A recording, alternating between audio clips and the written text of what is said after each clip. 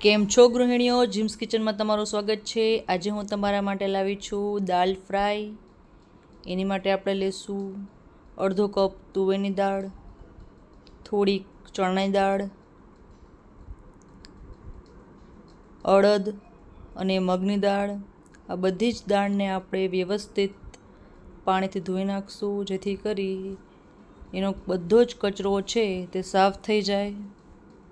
આવી રીતે આપણે 2 થી 3 પાણીથી વ્યવસ્થિત ધોઈ નાખશું।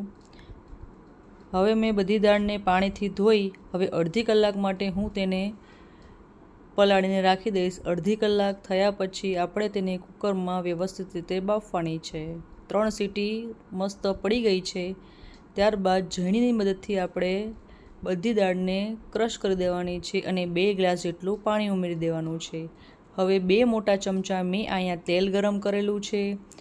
તેલ ગરમ થાય તેમાં સૂકું મરચું, લવિંગ, બાદિયું, જીરું ઉમેરવાનું છે। જીરું, બાદિયા બધું વ્યવસ્થિત સતળાઈ જાય એટલે એમાં આદુ, મરચાં અને લસણની પેસ્ટ છે તે આપણે ઉમેરવાની છે।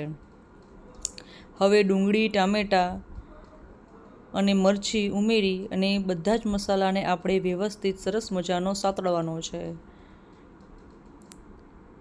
જ્યાં સુધી તેલ છૂટું ના પડે ત્યાં સુધી આપણે સતત તેને ચલાવતા રહેવાનું છે। તેમાં સ્વાદ અનુસાર મીઠું, હળદર, મરચું ઉમેરવાનું છે, ધાણા જીરું, બધા જ મસાલાને વ્યવસ્થિત મિક્સ કરી દેવાનું છે। હવે 5 મિનિટ આપણે ઢાંકી એને ચડવા દઈશું। સરસ મજાનું તેલ છૂટું પડી ગયું છે અને ચડી ગયું છે, તમે જોઈ શકો છો। હવે આપણે ક્રશ કરેલી આપણી બધી જ દાળને છે ઉમેરી દઈશું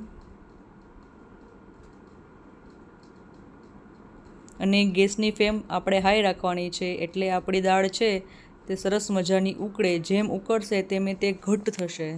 તમે જોઈ શકો છો ખૂબ જ સરસ મજાની દેખાઈ રહી છે। હવે આપણે એનો વઘાર કરીએ। વઘાર કરવા માટે 2 ચમચી તેલ,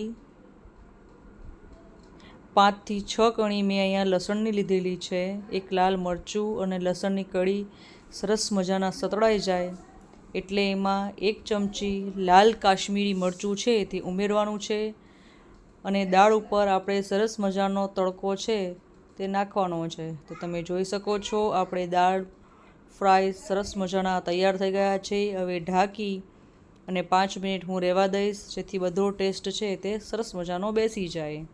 તો તૈયાર છે આપણી દાલ ફ્રાય। તો તમે અચૂક આવી રીતે બનાવજો અને કોમેન્ટમાં કહેજો કે મારી દાલ ફ્રાય કેવી બની છે। ફ્રાય થઈ ગયા પછી હવે આપણે જીરા રાઈસ બનાવશું। मैंने पहले से ही ये भात बना के रख दिया ખૂબ है। જ સરળ છે।